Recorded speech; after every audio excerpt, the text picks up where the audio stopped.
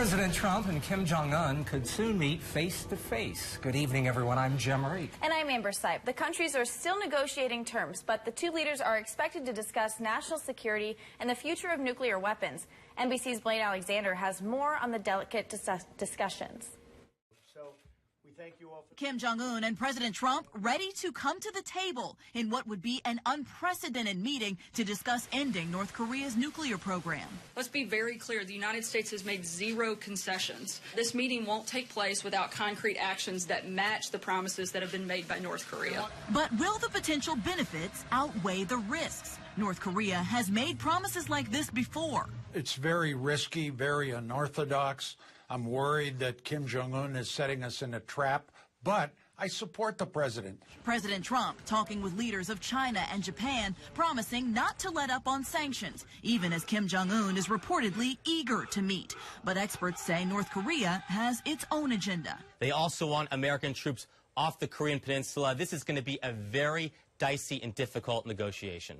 The administration cautiously optimistic about the meeting with Kim. What changed was his posture in a very dramatic way that, in all honesty, came as a little bit of a surprise to us. A sharp 180 after months of North Korean missile tests capable of hitting the U.S., drawing angry threats like this. Rocket Man is on a suicide mission. They will be met with fire, fury, and frankly power, the likes of which this world has never seen before.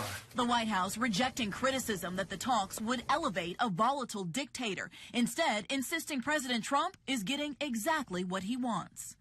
Blaine Alexander, NBC News, Washington. The White House says the meeting is the first step to ending North Korea's nuclear missiles program, but there is no word yet on when that meeting will take place. Meanwhile, we're learning more about the lawsuit surrounding the alleged affair Trump had with an adult film actress. In January, we told you President Trump's lawyer paid the woman $130,000. We now know the money came from his personal home equity line. Stormy Daniels, who says she was sexually involved with the president in the mid-2000s, says the money was for her to keep quiet about the affair. Trump denies the affair. Here's what's happening right now. The hostage situation in California has ended tragically. The suspect and 3 people were found dead inside a veteran's home. Crews tried to talk to the man for 12 hours. Police say they know who he is, but they aren't releasing that information yet. Officials did say he is a veteran that was enrolled in the PTSD program, but had left earlier this week. The gunman in the Parkland, Florida high school shooting was back in court today. He faces 17 counts of first-degree murder. The judge ordered the 19-year-old to remain in jail without bond. He withdrew his plea of not guilty and is now pleading neither guilty nor not guilty. The public defender says he will plead guilty if prosecutors promise not to pursue the death penalty. In response to the deadly shooting last month, Florida lawmakers compromised on a new gun control bill. Governor Rick Scott signed the bill into law today. The bill raises the minimum age to buy rifles from 18 to 21 and requires a 3-day waiting period for all gun purchases. It also bans bump stocks that allow guns to mimic fully automatic fire and provides more funding for armed school resource officers. Governor Scott called the new bill a baby step towards gun safety. I'm a business person. My job was, when something went wrong, go make something happen. Go try to do everything you can to prevent it again. I mean, you can't prevent everything from happening in the world, but gosh, show up and try to fix it. That's what we try to do here. The bill makes it easier for police and judges to take guns from people considered a danger to themselves or others.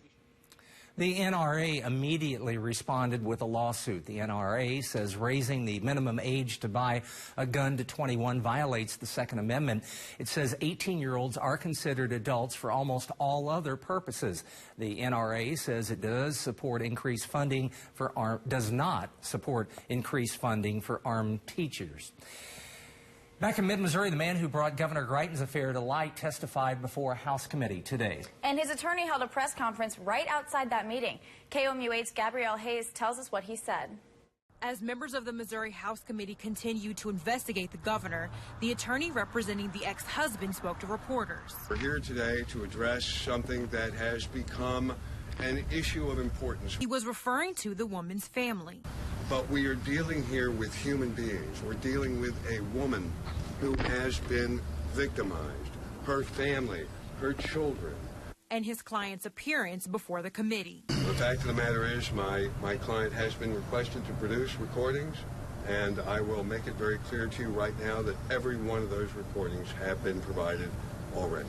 He says those who've spoken out in support of the governor have affected his client's ex-wife. That's part of this pattern in practice that's designed to malign, belittle, berate, and intimidate. This all comes after the governor's indictment on felony charges of invasion of privacy last month. Today, the governor's attorney filed a motion to get evidence from prosecutors, hoping to get any messages or recordings related to the case. In Columbia, Gabrielle Hayes, KMU 8 News. Greitens' trial is set to start May 14th. Today, a Boone County man was arrested on one count of possession of child pornography. 48-year-old David Elliott was arrested at his Columbia home. The Cyber Crimes Task Force searched his home. Police say they found several items of evidence. His bond is $4,500. The investigation is still ongoing.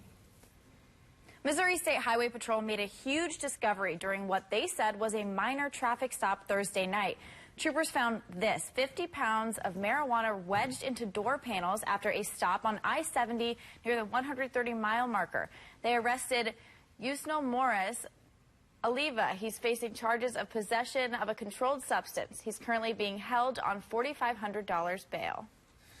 DirecTV customers, look out, a new scam is using remote access. Customers are asking you to log on to their account, and then the scammer has all access to your account. A Mid-Missouri man says he gave the scammer no information but his name and still saw a charge to his credit. I never gave him my Social Security number, and I never agreed to anything. Like the next day, I noticed I got a ding on my credit from DirecTV. If you get a call from someone impersonating DirecTV, call DirecTV and then your police. It was mostly sunny and warm in Columbia today. People were out taking advantage of that at Stevens Lake Park. Let's send it over to Matt to see if the nice weather is here to stay. Yeah, unfortunately, that nice weather not here to stay, but it did feel very spring-like today, and with that comes springtime allergies.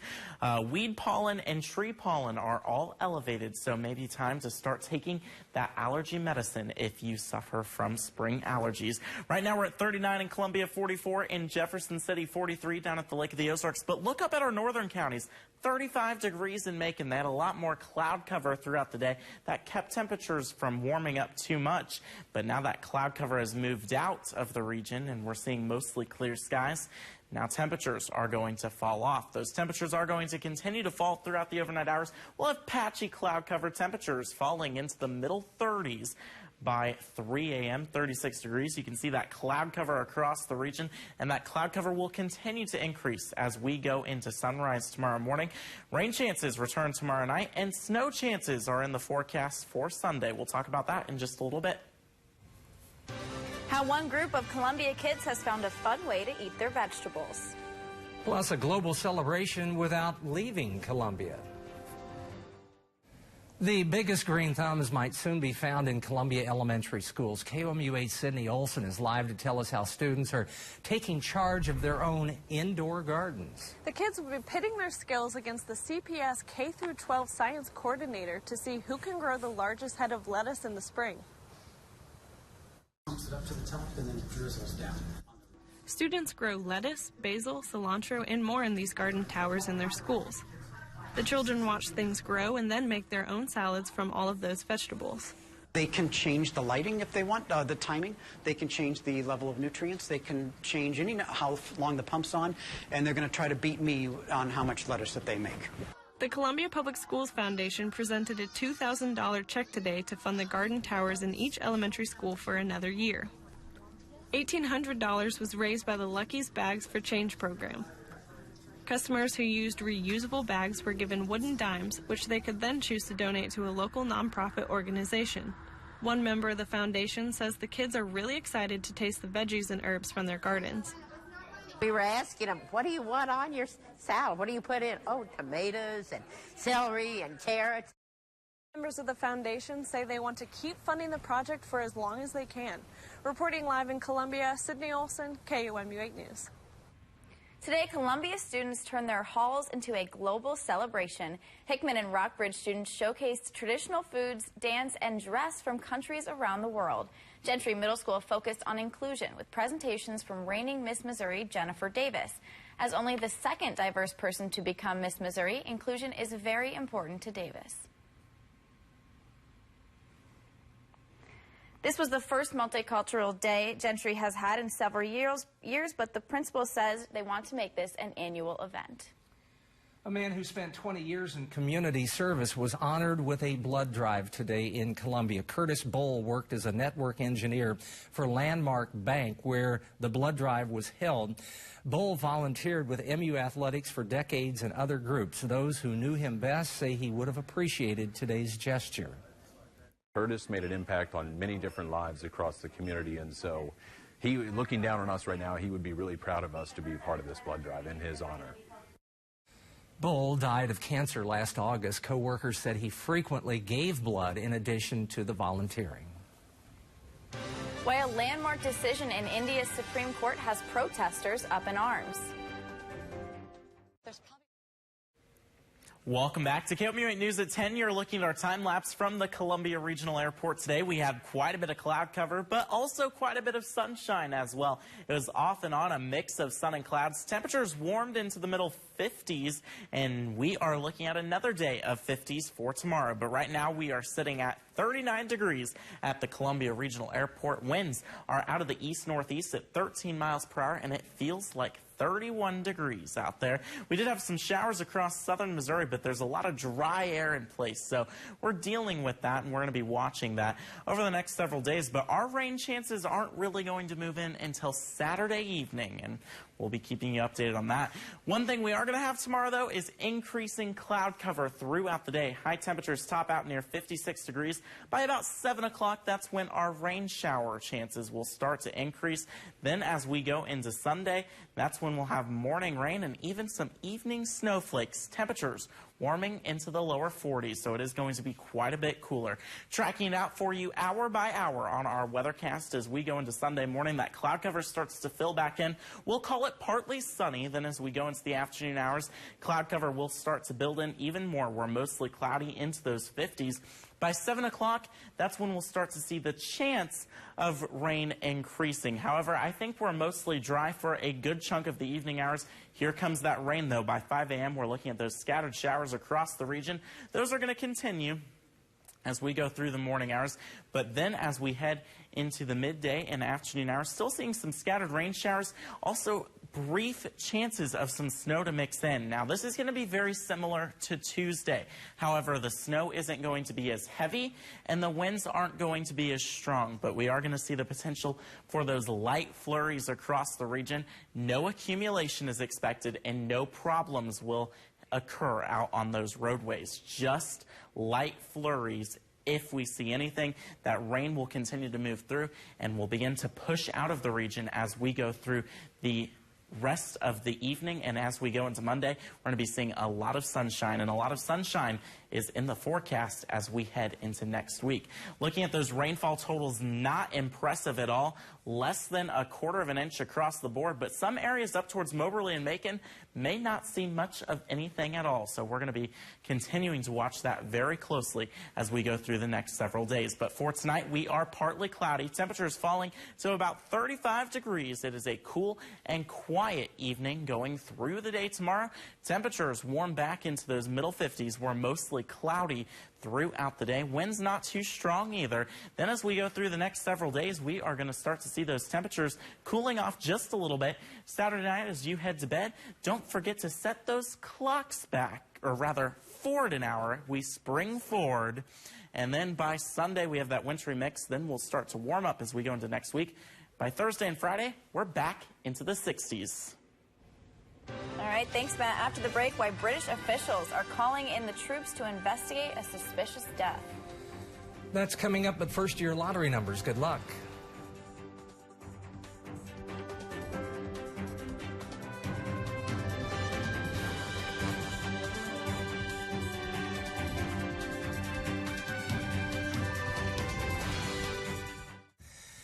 India's Supreme Court approved euthanasia under certain conditions today. The court ruled individuals have a right to die with dignity. The judges also agreed to a living will, which says they cannot be put on life support if they go into an incurable coma. Passive euthanasia will be allowed only for those terminally ill with no hope of recovery. If the person has not expressed his own wish, then his family as well as his doctors can take such a decision in good faith, and they can't be prosecuted for any offense or culpable homicide. India joins countries like Canada, Belgium, and the Netherlands in legalizing euthanasia. Israeli soldiers shot and killed a Palestinian man during protests in the West Bank today. Groups of Palestinians carried his body on a funeral procession through Hebron, chanting and clapping. The Israeli military says the man was about to throw a firebomb at the troops and presented an immediate threat when they shot him.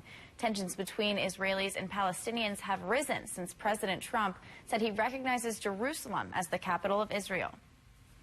Almost 200 soldiers have been deployed in England following a nerve attack on an ex-Russian spy and his daughter. Police say the British public should not be alarmed to see the military on the streets. Up to 21 people are being treated in connection with the attack. Police are now looking into the deaths of the ex-spy's family members. Officers were around the grave of the man's son, who died last year at age 44. Puerto Rico is slowly rebuilding after last year's devastating hurricane. That's good news for the island's environment. Conservation workers are beginning to go into the waters. Divers are attaching broken coral back to the shattered reefs. The U.S. is investing $1.5 million to restore about 200 corals a day. Volunteers are also collecting seeds to rebuild forests. Another strong performance for the Tiger Ace tonight. Sports is next.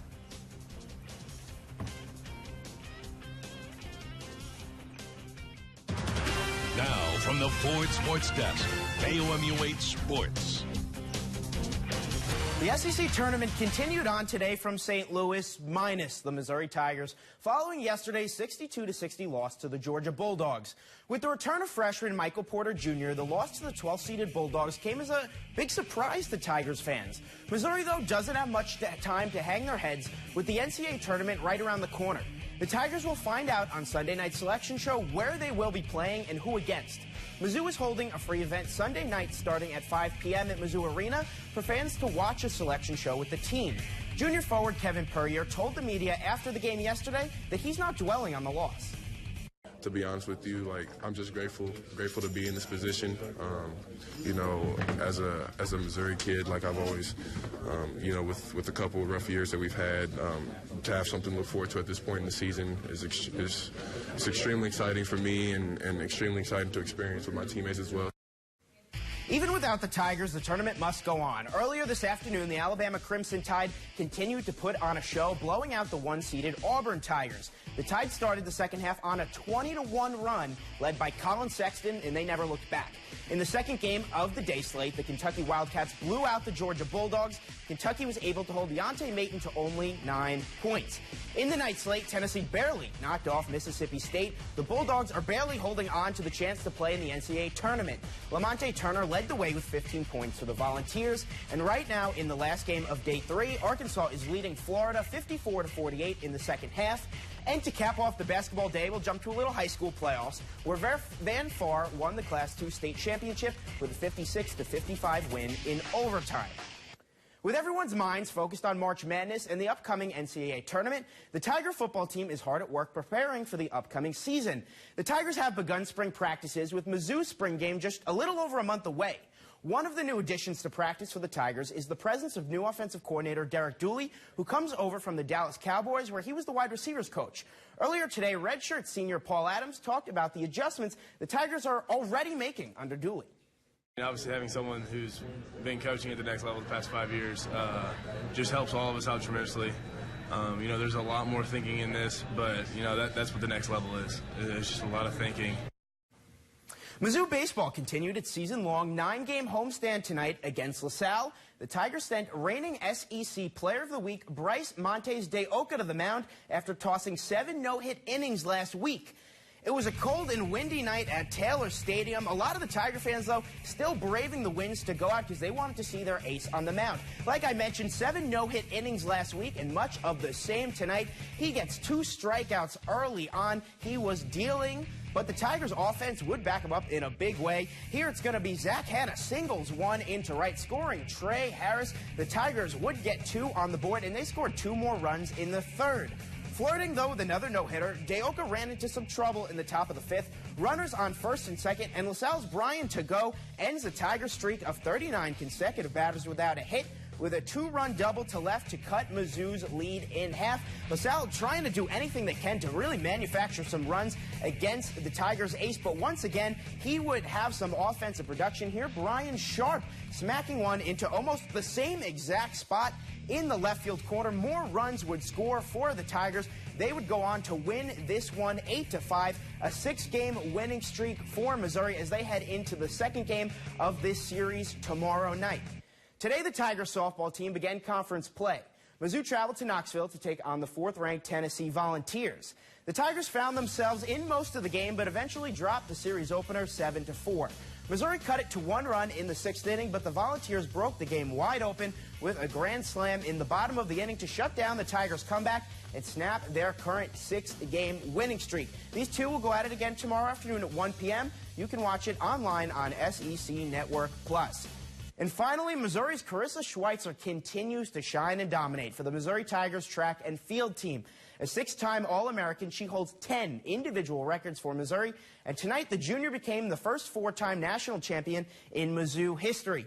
Schweitzer took the NCAA 5,000-meter run with a time of 15:43.23 to cement her legacy as one of the greatest athletes to ever wear the black and gold. This was her 2nd straight national title in the 5K. She's truly in a class of her own. Unbelievable job by her, and that's going to do it for sports. Absolutely. A unique student made his way into a Canadian classroom. Why his classmates are saying he's having a positive impact. Therapy cats and dogs are common in schools, but this is a little different. Check out this video. This is Carlton the cat. He lives in Nova Scotia, Canada. When his owners leave for work, he heads to Halifax University, over a mile away. Students and teachers at the school say he shows up every day, and he likes to lounge in the hall and even sit in on some lectures. Key word, lounge. The cat was lounging. Oh, yeah, as they always do. Coming up on KOMU 8 News today, protesters will line the streets of Jefferson City to take on education budget cuts. What they're saying needs to be done to save schools money. We'll see you at 6 o'clock. Cloud cover will increase throughout the day tomorrow. By tomorrow night, rain chances will start to return to the forecast. And then by Sunday afternoon, we could see a few flurries across the region. Not expecting any accumulation with that, but a few flurries, and then we're going to start to warm up as we go through the rest of next week. What are we doing Saturday night? We're going to spring forward. You're going to lose an hour of sleep is what you're going to do. You got to remember that. Check your smoke alarm, too, that battery. That's our time for now. Thanks for joining us. Have a great night.